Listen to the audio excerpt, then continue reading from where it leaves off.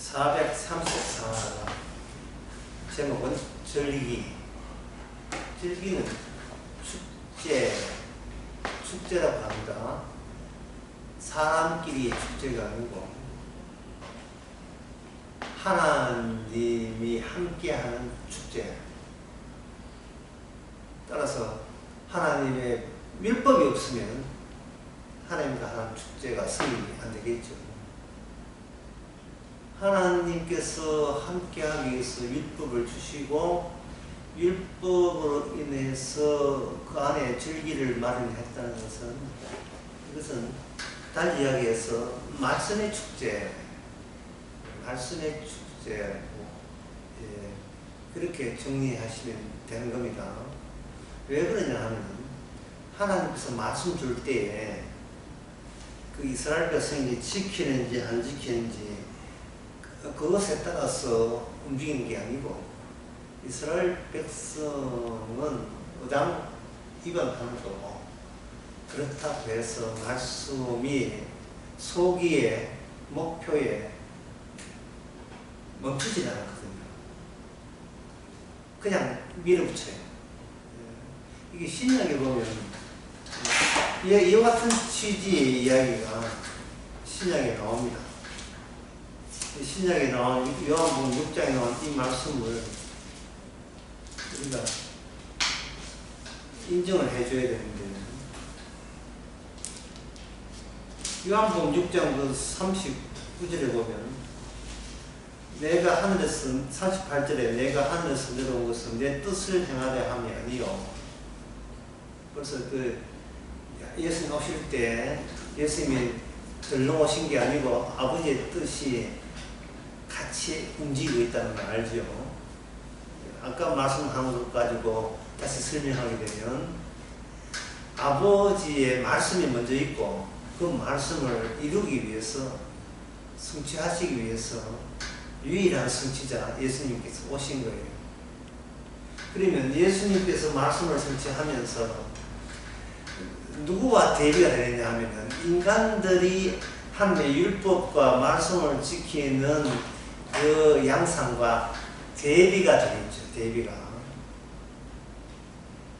더 쉽게 이야기하면 이렇습니다. 하나님께서 오늘 우리에게 말씀을 준 것은 예수님이 그 말씀을 지키는 것과 저와 여러분들이 지키는 것과 비교하고 대비하고 대조해보라. 그렇게 되면 예수님이 그 말씀을 이룰 것은 뭐가 되겠습니까? 다 이뤘다가 되겠죠. 그러면 예수님에 의해서 다 이뤘다면, 그럼 우리가 그 말씀을 성취하려고 하는 것은 어떻게 되겠어요? 땡탈락이죠. 우리의 뜻에 의해서, 우리의 의지와 착함과 예씀에 의해서 얻어지는 것을 땡탈락시키는 취지가 말씀 안에 들어있습니다. 이 말씀을 보면서 우리가 왜 늘 감사해야 될 이유가 이제 승리됐습니다. 어떤 말씀도 내가 그 말씀을 못 지키는 것이 뭐로 이어집니까? 늘 감사로 이어지는 거죠. 늘 고마움과 감사로 이어집니다. 평소에 그렇게 살아가고 계십니까? 내가 말씀을 못 지키는 데서 감사하고 있습니다.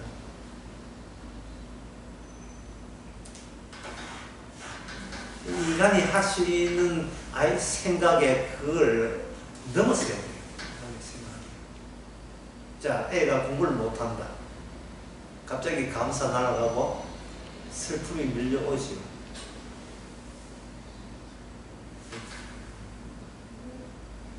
자기 인생의 보람이 확 쭈그러들지요. 갑자기 방금 감사해야 될 게 어디 갔어요? 없지요. 그러니까 인간은 내가 애한테 공들인 만큼 내 뜻대로 되면 사람들은 뭐 할 준비가 되어 있냐? 감사할 준비가 되어 있잖아요. 그렇죠. 그런데 주의 말씀은 뭡니까? 내가 말씀을 지키지 못한 것이 명백해질 때 도리어 우리에게는 슬픔이 아니고 고마움과 감사로 이어지는 전략, 이것이 바로 주께서 하신 겁니다. 그래서 그 요한복음 6장 내 뜻을 이루어 해놓으시고 그 다음에 뜻이 뭐냐, 내게 주신 자 중에 내가 하나도 잃어버리지 아니하고 마지막 날에 다시 살리는 이것이니라 라고 되어 있어요. 자, 이 말씀을 우리가 지킵니까? 예수님이 지킵니까? 예수님이 자기가 이런 식으로 말씀을 성취해낸다는 거. 그 성취해냈던 그 결과물이 뭐냐? 잃어버리지 않고 마지막 날에 다시 살리는 거죠. 우리한테 맡겨놓으면 우리는 100번이고 100번 다 잃어버리죠. 그래서 하나님께서는 우리로 하여금 네 식대로 살았어. 잃어버린 자가 됨을 분명히 합니다. 너 봐, 네 자식 공부 잘하는데 네가 올인했잖아. 거기에 정신 팔려 있잖아. 근데 자식이 공부 잘하기만 하면 감사하겠습니다 하는 그 상황 자체가 요한복음 3장 39절에 보면 어떤 상태냐 하면 잃어버린 상태. 주인은 최선을 다한다고 하지만 인간이 자기 뜻에만 고집하고 자기 뜻대로 되기를 거기에 아웅다웅 예를 쓸 때에 그 모습이 주님이 이루신 것과 비교해보면 잃어버린 상태. 그래서 우리는 이 요한복음 3장 37절, 38절, 39절 보면서 또 감사해요. 왜? 우리 주제 파악이 되었으니까요. 내가 뭐가 문제인지 되었으니까. 레위기 23장에 보면 여호와께서 모세에게 가라사대 이스라엘 자손이 구하여 이르다 너희가 공부하여 성회를 삼을 여호와 절기는 이러하니라 라고 되어 있죠. 여호와의 절기는 이러하니라. 지금 절기 이야기합니다. 절기할 때 3절에 보면 엿새 동안 일할 것이고 일곱째 나는 쉴 안식일이니 성회라 라고 되어 있어요. 절기에 공통점이 있습니다. 모든 절기는 모든 절기 해봐야 뭐 세 가지가 주요 절기인데 그 공통점이 모두 다 안식일 지키는 식을 기본으로 깔고 그 절기를 축제를 즐겨야 돼요.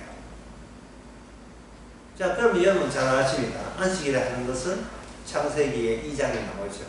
하나님께서 스스로 계획한 일을 스스로 다 만족하게 성취했다는 기념일이 안식일입니다.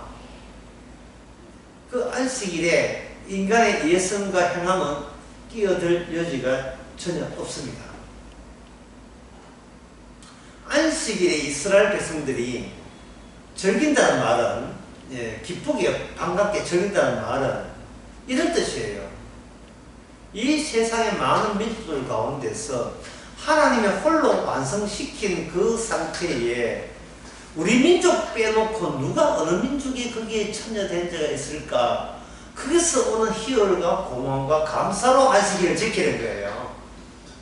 아, 이 가게 문 열어야 될 텐데 이 고3인데 이 야가 교회를 안 가고 또 뭐 학원 가네 안식일날 이런저런 사적인 것 가지고 고민해버리면 이런 고민이 무엇을 가릅니까? 주께서 홀로 하신 일을 가리는 하나의 장애물 같은 요소가 되죠. 그래서 제가 아까 요한복음 6장 38절을 거론한 겁니다. 예수님께서 오신 것은 인간들이 아무리 뜻을 이룰 수 없어요. 그런데 예수님은 이룰 수 있습니다.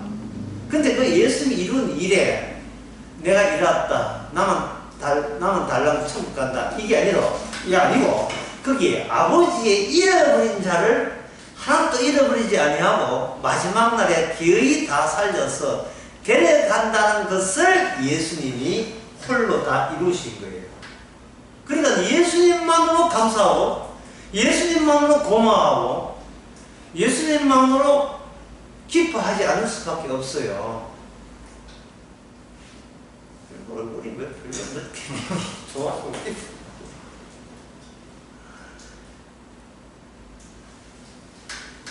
참, 이 지옥 같은 세상 살면서 우리가 얼마나 힘든 게 문제가 아니고 마음에 거기다가 세상에 마음 뺏기는 쪽으로 우리 정신이 정리돼 있다는 게 문제예요.